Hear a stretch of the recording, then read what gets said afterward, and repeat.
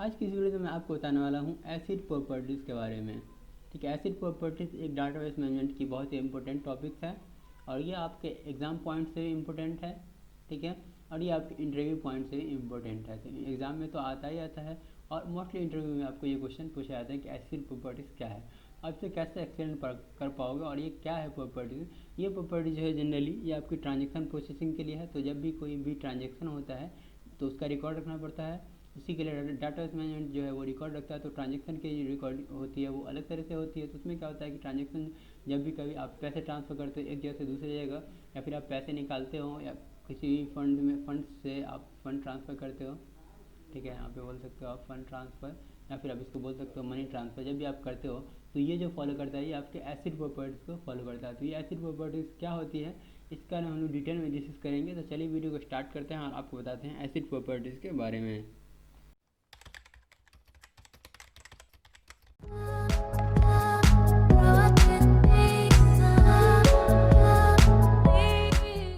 तो acid properties जो है यहाँ पे एसिड जो बोला जाता है इसका सबका जो है एक अलग अलग स्टैंड करता है। ए जो है वो ए स्टैंड करता है आपका एटॉमिसिटी के लिए। अब एटॉमिसिटी क्या होती है ये मैं आपको बताता हूँ, पहले मैं इसको डिफाइन कर देता हूँ। सी जो होता है वो आपका होता है कंसिस्टेंसी के लिए। ठीक है, आई जो होता है वो होता है आपका आइसोलेशन के लिए, और डी जो होता है वो होता है आपका ड्यूरेबिलिटी के लिए।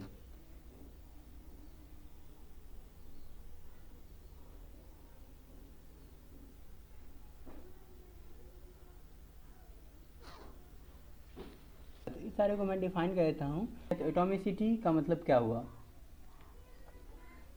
ठीक है। तो एटॉमिसिटी मतलब हुआ कि ये जो है वो सारे जो ग्रुप्स होते हैं या फिर आप उसको क्लस्टर बोल सकते हो, उसको एक तरह से सिंगल एंटिटी की तरह जो है उसको डिफाइन करता है। जैसे मान लो कि आपके पास ट्रांजेक्शन है, ट्रांजेक्शन वाला आपका जो प्रोसेस है वो आपके T1 ट्रांजेक्शन है, T2 ट्रांजेक्शन है, T3 ट्रांजेक्शन है, इस तरह T4 ट्रांजेक्शन है। ठीक है, तो अब जो ये ट्रांजेक्शन जब प्लेस करेगा जब भी आप प्रोसेस में, तो वो क्या होगा, ये सारे को एक all transaction will be a unit. ठीक है, तो ये सारा जो होगा वो एक यूनिट बन जाएगा। तो जब एक यूनिट बन जाएगा तो क्या होगा कि या तो अगर आप ऑपरेशन करते हो, ठीक है, इस पर कोई भी ऑपरेशन करते हो, तो जब भी चेंजेस जो होगा, चेंजेस जो रहेगा वो चेंजेस पूरे पे होगा, या तो T1 T2 T3 T4 total पे चेंज हो जाएगा, या फिर नहीं तो वो किसी पे नहीं चेंज होगा। इसको आप बोल सकते हो कि ऑल चेंजेस आर परफॉर्म्ड और none of them are perform. ठीक है, या तो सारे चेंजेस जो है वो एक साथ होंगे, T1 T2 T3 T4 के चेंजेस हो जाएंगे, या फिर किसी का भी चेंज नहीं होगा। तो इसको सारे को क्या हो कि एक यूनिट बन गया। T1 T2 T3 और T4 जो होगा ये पूरा क्या बन गया, ये आपका एक यूनिट बन गया। ठीक है, और ये पूरे को जो है पूरे ट्रांजेक्शन को एक यूनिट की तरह दिख रहा है। तो जब भी आपका ट्रांजेक्शन जब भी प्लेस करेगा तो वो क्या करेगा, वो या तो सारे ट्रांजेक्शन को एग्जीक्यूट करेगा या फिर वो किसी भी ट्रांजेक्शन को एग्जीक्यूट नहीं करेगा। एक और चीज़ आपको ध्यान रखनी है, जैसे क्या होता है कि जब चेंजेस नहीं होता, मान लो कि आपका कोई भी ट्रांजेक्शन, मान लो कि T2 पे जाकर के जो ट्रांजेक्शन होता है वो फेल हो जाता है। ठीक है, तो T2 पे अगर वो फेल हो जाता है तो अब वो किसी आगे के ट्रांजेक्शन को नहीं करेगा, नहीं पीछे के ट्रांजेक्शन का वो रिकॉर्ड रख पाएगा। तो ट्रांजेक्शन जो होगा वो विजुअल नहीं रह पाएगा। ठीक है, यहाँ पे नॉट विजिबल रहेगा। ठीक है, क्योंकि वो पूरे ट्रांजेक्शन को एक साथ करेगा या तो फिर नहीं करेगा। और अगर वो कमिट करेगा, मान लो कि वो कमिट किया, तो कमिट में क्या क्या वो उसके सारे चेंजेस, सारे ट्रांजेक्शन T1 T2 T3 और T4 चारों प्लेस ले गए, तो जब अगर वो चारों कमिट कर दिया है तब जो चेंजेस रहेगा, आपको चेंजेस जो होगा वो आपका विजिबल हो जाएगा।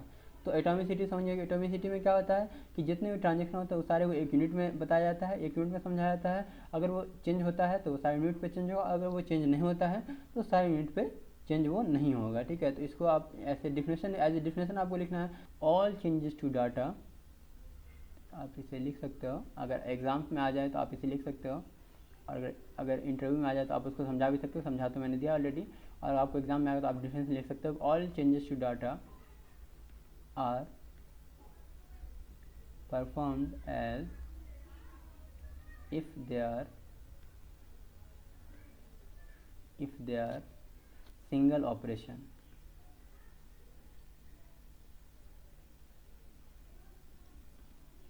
ठीक है। ये आप एग्जाम में ये वाले थ्योरी लिख सकते हो एटॉमिसिटी को डिफाइन करने के लिए। तो एटॉमिसिटी आप समझ गए होगे। अब बात कर लेते हैं हम लोग कंसिस्टेंसी की। तो कंसिस्टेंसी क्या बोलता है, ठीक है। कंसिस्टेंसी बोलता है कि आपका जो डाटा जो भी ट्रांजेक्शन होता है, ठीक है, ट्रांजेक्शन जो भी होता है वो क्या होना चाहिए कि वो पहले जो भी वैल्यू थी उसकी बिफोर वैल्यू, या फिर इसको बोल सकते हो कि वैल्यू बिफोर, यहाँ से पहले की जो वैल्यू थी, वैल्यू बिफोर, जो वैल्यू इसकी पहले थी वही वैल्यू उसकी जो सेम रहेगी, उसकी वैल्यू जो होगी वो वैल्यू जो है आफ्टर ट्रांजेक्शन के बाद भी उसकी वैल्यू दोनों मतलब सेम होनी चाहिए, ठीक है। ये आपकी कंसिस्टेंसी बोलता है, क्योंकि डाटा जो रहेगा आपका डाटा बेस जो होता है बोलता है कि डाटा बेस जो होना चाहिए वो कंसिस्टेंट होना चाहिए। तो data base should be consistent, ठीक है।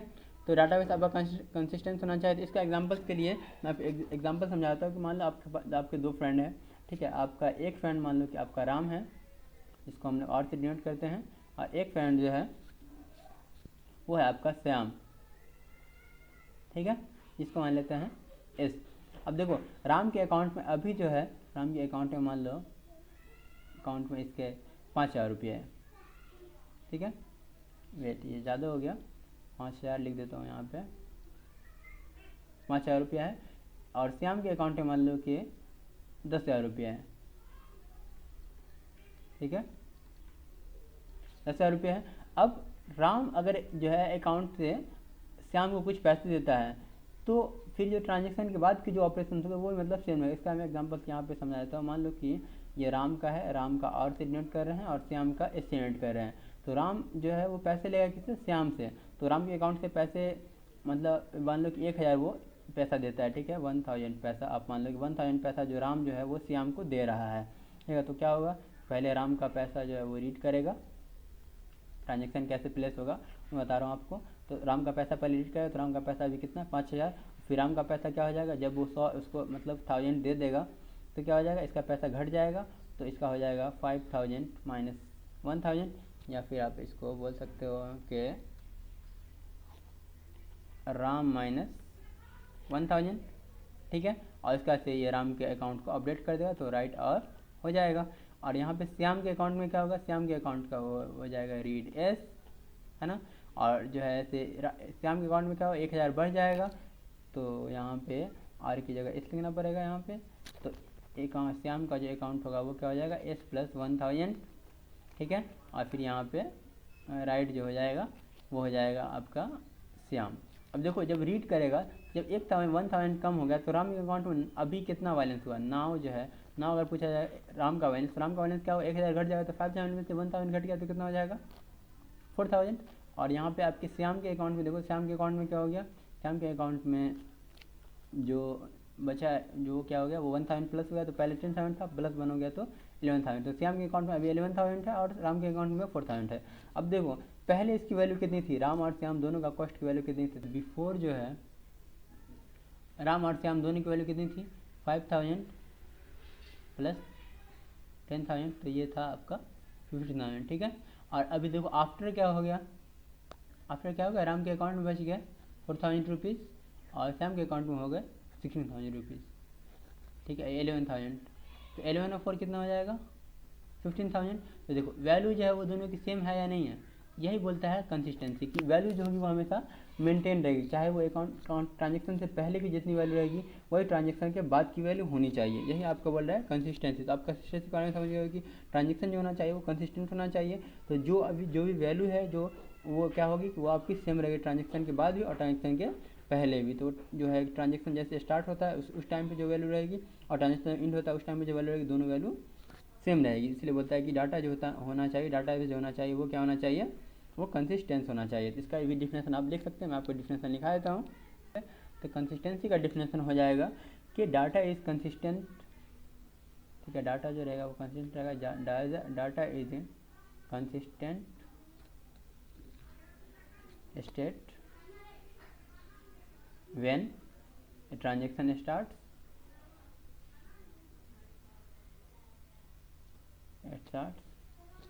and when it ends, ठीक है। दोनों टाइम पे क्या होना चाहिए कि डाटा जो है वो कंसिस्टेंट होना चाहिए, या फिर आप बोल सकते हो कि यहाँ पे लिख सकते हो database should be consistent, या डाटा विल रिमेन कंसिस्टेंट भी बोल सकते हो कि वो हमेशा रहेगा ही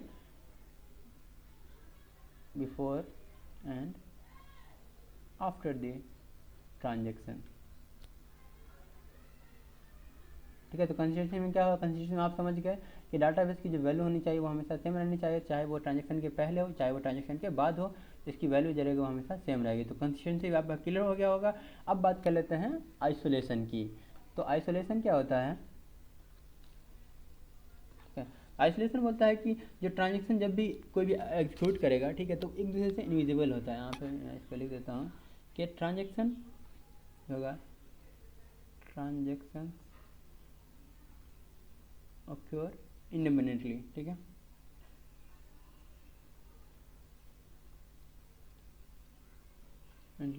without any interference।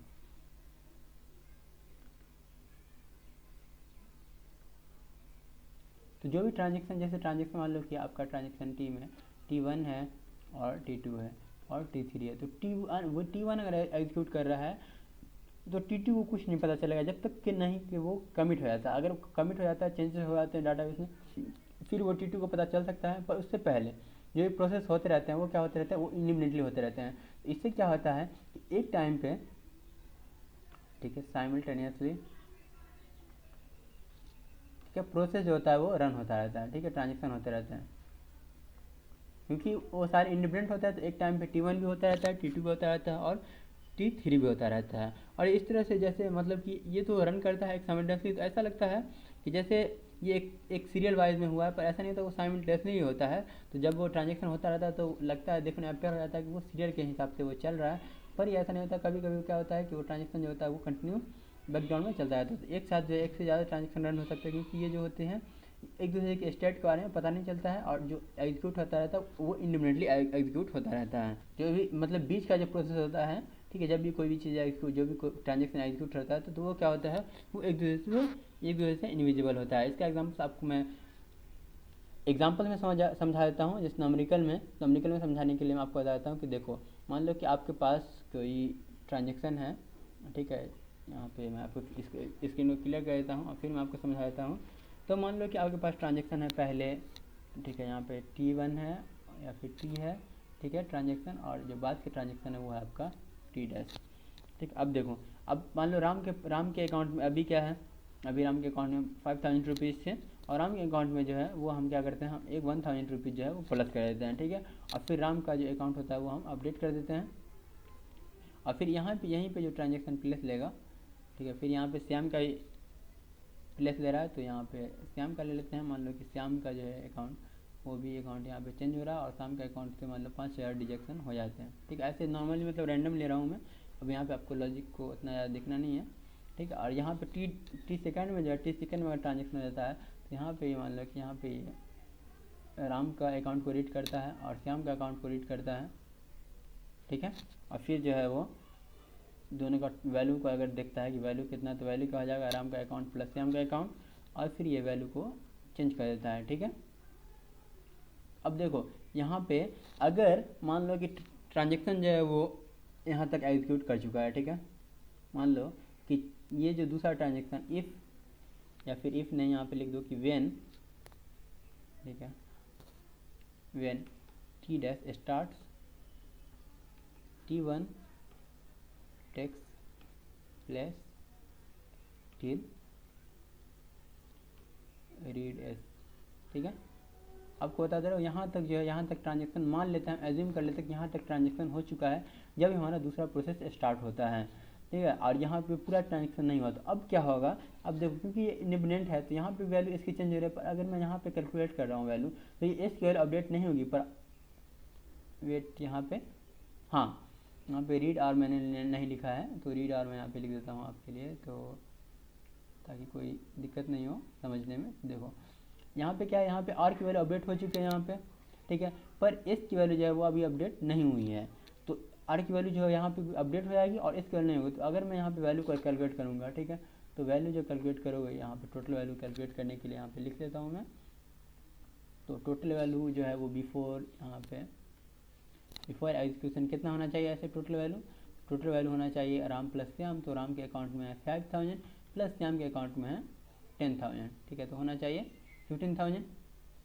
पर अब देखो अब आफ्टर क्या हुआ, आफ्टर यहाँ पे राम की जो है यहाँ पे अकाउंट बढ़ गया, तो राम का अकाउंट कितना हो गया 6000, तो ये हो जाएगा 6000 और प्लस और जो श्याम के जो अकाउंट थे, तो श्याम के अकाउंट तो अभी अपडेट हुए भी नहीं यहाँ पे, ठीक है, तो यहाँ पे जो ओरिजिनल जो होगा वो कितना होगा, श्याम के अकाउंट वेट यहाँ पे हो जाएगा 6000 प्लस श्याम के अकाउंट 10000, तो ये हो जाएगा 16000, ठीक है। और टोटल जो होना चाहिए, ठीक है, टोटल जो जनरली यहाँ पे जो होना चाहिए, यहाँ पे क्या होना चाहिए कि श्याम और राम दोनों का अगर अपडेट करेंगे तो श्याम का अकाउंट कितना हो जाएगा 6000 प्लस श्याम के अकाउंट में से जो है वो 5000 चला जाएगा, तो कितना बच जाएगा 5000, तो ये कितना होना चाहिए 11000।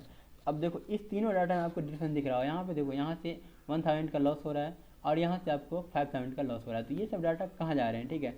इसी के लिए दिक्कत हो जाता है ट्रांजेक्शन में, तो इसलिए बोलता है कि आइसोलेट होता है। तो आइसोलेट में क्या होता है कि उसको मतलब पता नहीं रहता है कि आपके मतलब वो दूसरे को ट्रैक नहीं करता है, ठीक है। तो एक का ट्रांजेक्शन जहाँ तक हुआ वहीं तक वो कंसिडर करेगा। तो इसका जो सही आंसर होगा, सही आंसर क्या हो जाएगा, सही आंसर आपका 60,000। तो आपके अकाउंट में कितना रहना चाहिए 60,000, ये आपका सही आंसर होगा। यहाँ पर मैं इसको मार्क कर देता हूँ कि ये जो होगा वो 16,000 आंसर होगा। अब 60,000 क्यों होगा, क्योंकि देखो ट्रांजेक्शन कहाँ तक प्लेस कर रखा था, यहाँ मैंने आपको शुरू में बता दिया था कि ट्रांजेक्शन जो है वो यहीं तक प्लेस कर रखा था। तो जब तक वो एस तक रीड करता तो किसकी वैल्यू अपडेट हुई है, अभी राम की वैल्यू अपडेट हुई है, पर ये श्याम की वैल्यू अपडेट नहीं हो। तो इसको ट्रांजेक्शन को नहीं पता है कि अगर यहाँ पे प्रोसेस चल भी रहा है, जब तक वो एग्जीक्यूट नहीं हो, जब तक वो इसको नहीं पता है कि वहाँ पे एग्जीक्यूट हो रहा है, श्याम की वैल्यू अपडेट हो रहा है, तो वो श्याम की वैल्यू को पहले जैसे कंसिडर करेगा, पर राम की वैल्यू को अपडेटेड वैल्यू होगा। तो श्याम की वैल्यू जो होगी वो 10,000 ही रह जाएगी, पर राम की जो वैल्यू रहेगी वो अपडेटेड होकर 1000 प्लस वो 6000 हो जाएगी। तो 6000 प्लस 10,000 60,000। तो आप समझ रहे हो कि अब आइसोलेशन का काम क्या होता है। आइसोलेशन क्या कहता है कि वो बताता है कि जो भी प्रोसेस जो रन होता है वो एक दूसरे से इंडिविजुअली रन होता है, तो एक की चीज़ें से दूसरी चीज़ों का इफेक्ट नहीं पड़ता जब तक कि कमिट नहीं हो जाए। अगर वो कमिट हो जाता है तो डाटाबेस में चेंजेस हो जाते हैं, फिर वो दूसरे ट्रांजेक्शन में उसको एक्सेस कर सकता है, पर उससे पहले वो इंडिविजुअली रन करता है और इंडिविजुअली रन करता है, तो इसीलिए आप लोग को लगता है कि वो सीरियलाइज चल रहा है। यहाँ पे मैं ड्यूरेबिलिटी के बारे में लिख देता हूँ। ड्यूरेबिलिटी, डी फॉर ड्यूरेबिलिटी होता है एसिड में। तो ड्यूरेबिलिटी बोलता है कि जो ट्रांजेक्शन जो होता है, ठीक है, जो ट्रांजेक्शन एक बार कंप्लीट हो जाता है तो वो डाटा में चेंजेस हो जाता है, ठीक है। मान लो कि ट्रांजेक्शन T1 है, T1 और T2, मान लो T1 और T2 है, ये ट्रांजेक्शन अगर वो कमिट हो गया, दो चीज़ें हो सकती है, या तो कमिट हो सकती है तो अवर्ट हो सकती है। तो अवर्ट हो सकती है तो ट्रांजेक्शन डाटा में चेंज नहीं हुआ, और कमिट हो सकता है तो डाटा में चेंज हो गया। तो अगर वो एक बार डाटा में चेंज हो गया, ठीक है, डाटाबेस में क्योंकि कमिट हो गया तो डाटाबेस में क्या, डाटाबेस में चेंज हो गया। अब डाटाबेस में चेंज हो गया तो अब क्या है कि अब आपका सिस्टम अगर फेल भी हो जाता है, सिस्टम अगर फेल भी हो जाता है तब भी जो होगा आपका डाटाबेस में वो स्टोर रहेगा, डाटाबेस विल बी अपडेटेड, ठीक है। इसका एग्जांपल्स आप इस तरह समझ सकते हो कि मान लो कि आपने अकाउंट को अपडेट कर दिया, पहले मतलब राम की जो वैल्यू थी, राम की वैल्यू को आपने अपडेट कर दिया राम प्लस 5000, मान लो राम को मैंने आप 5000 दे दिए, ठीक है। और जैसे आप राइट ऐड करिए तो क्या हो, कमिट चेंजेस हो गया, और उसके बाद से फिर आपको कोई दूसरा प्रोसेसर राम को और पैसे देना है और आर प्लस 6000 देना है मान लिया। पर यहाँ पे क्या हो, यहाँ पे आपका सिस्टम जो है वो फेल हो गया। मान लो राम के शुरू में कितने थे अकाउंट, राम के शुरू में अकाउंट 5000 थे, पर यहाँ पे क्या एक प्रोसेस जो है, एक डाटाबेस यहाँ पे चेंज हो चुका है, ठीक है, एक डाटाबेस चेंज हो चुका है, तो वो कितना हो गया 5000 प्लस 5000। तो राम के अकाउंट में कितना होना चाहिए, तो राम के अकाउंट में जो है वो 10,000 होने चाहिए। यही बोलता है आपका ड्यूरेबिलिटी कि अगर वो सिस्टम फेल हुआ तो यहाँ पे सिस्टम देखो, सिस्टम क्या होगा, सिस्टम फेल हो गया तो आपके ओरिजिनल अकाउंट से होना चाहिए, पर ऐसा नहीं है। एक बार अगर डाटाबेस में कमिट हो जाता है तो डाटाबेस अपडेट हो जाता है, तो राम का अकाउंट जो होगा वो कितना हो जाएगा 10,000 का। यही बोलता है आपका ड्यूरेबिलिटी। ड्यूरेबिलिटी के बारे में आप समझ गए हो कि ड्यूरेबिलिटी क्या बोलता है कि जब आपका ट्रांजेक्शन कंप्लीट हो जाता है और डाटाबेस अपडेट हो जाता है, तो फिर आपका सिस्टम चाहे फेल हो चाहे कुछ भी हो जाए, वो आपको मतलब सिस्टम जो होगा वो मतलब डाटाबेस जो रहेगा वो आपका अपडेटेड हमेशा रहेगा। तो इसका आप डिफिनेशन लिख सकते हो एग्जाम्स के लिए। और यही लॉजिक आपका यूज़ करता है ट्रांजेक्शन में, सारे ट्रांजेक्शन जो भी होते हैं, ठीक है, उसमें आपका यही मेथड जो है वो एग्जिस्ट करता है। तो इससे क्या होता है कि ट्रांजेक्शन की जो भी मतलब पैसे वगैरह होते हैं उसके अकाउंट अच्छे से आते हैं, क्योंकि अगर ये सारे फीचर्स नहीं रहेंगे, ये सारे जो प्रॉपर्टीज अगर फॉलो नहीं कर ट्रांजेक्शन में, तो पैसे का बहुत दिक्कत हो जाएगा, इधर उधर हो जाएगा ट्रांजेक्शन। मान लिया किसी का अपडेट रह गया, किसी का ट्रांजेक्शन पूरा कंप्लीट नहीं हुआ, इस तरह से दिक्कत आ जाएगी। इसलिए जो है ये ट्रांजेक्शन जो है, ये ट्रांजेक्शन एसिड कोई भी ट्रांजेक्शन, जितने भी ट्रांजेक्शन होते हैं वो क्या करते हैं, वो इसी को फॉलो करते हैं, इसी रूल को फॉलो करते हैं। इससे जो होगा वो कंसिस्टेंट, ये क्यों यूज़ किया जाता है ये आपको पता होना चाहिए। अगर आपको कोई पूछा जाए कि हाँ ये वाला जो हम लोग फॉलो करते हैं कि एसिड प्रॉपर्टी, तो एसिड प्रॉपर्टी क्यों यूज़ किया जाता है, ठीक है, वाई एसिड प्रॉपर्टी यूज, ठीक है। अगर कोई पूछ देता है तो फिर आप क्या बताओगे उसको, करेक्टनेस ऑफ डाटाबेस के लिए ये यूज़ किया जाता है, करेक्टनेस ऑफ डाटाबेस। इससे क्या होगा कि जो मनी का जो हिसाब रहता है, ठीक है, मनी ट्रांसफ़र जो भी होता है उससे में जो है वो ये सारे अगर लो नहीं रहेंगे तो जो अपडेटेड जो रहेगी वैल्यू चेंज हो जाएगा। अगर वो फॉलो नहीं करेगा, कंसिस्टेंसी अगर नहीं फॉलो करेगा तो उसमें वैल्यू आपकी दिक्कत जाएगी, तो पैसा का इधर उधर हो जाएगा। अगर वो एटोमिसिटी नहीं फॉलो करेगा तो हो सकता है उसका एक ट्रांजेक्शन होगा, दूसरा ट्रांजेक्शन नहीं हो पाएगा। तो ये सारी चीज़ें मतलब दिक्कत हो जाती है। ये किस लिए यूज़ होता है मेनली, ये आपका यूज़ होता है करेक्टनेस के लिए। और दूसरी चीज़ आप इसको बोल सकते हैं कि कंसिस्टेंसी के लिए, तो कंसिस्टेंसी ऑफ डाटाबेस। तो ये दो चीज़ों के लिए यूज़ है। एसिड प्रॉपर्टी क्यों फॉलो किया जाता है, ताकि डाटाबेस में जाना चाहिए, डाटाबेस में हमारी करेक्टनेस रहनी चाहिए और हमारी कंसिस्टेंसी मेंटेन रहनी चाहिए, ठीक है। तो ये दोनों बहुत ही इंपॉर्टेंट पॉइंट्स हैं, इसीलिए एसिड प्रॉपर्टीज को फॉलो करता है कोई भी ट्रांजेक्शन, क्योंकि उससे करेक्टनेस मेंटेन रहे और कंसिस्टेंसी मेंटेन रहे डाटाबेस में। तो अब आप एसिड प्रॉपर्टीज के बारे में अच्छे से समझ गए होंगे।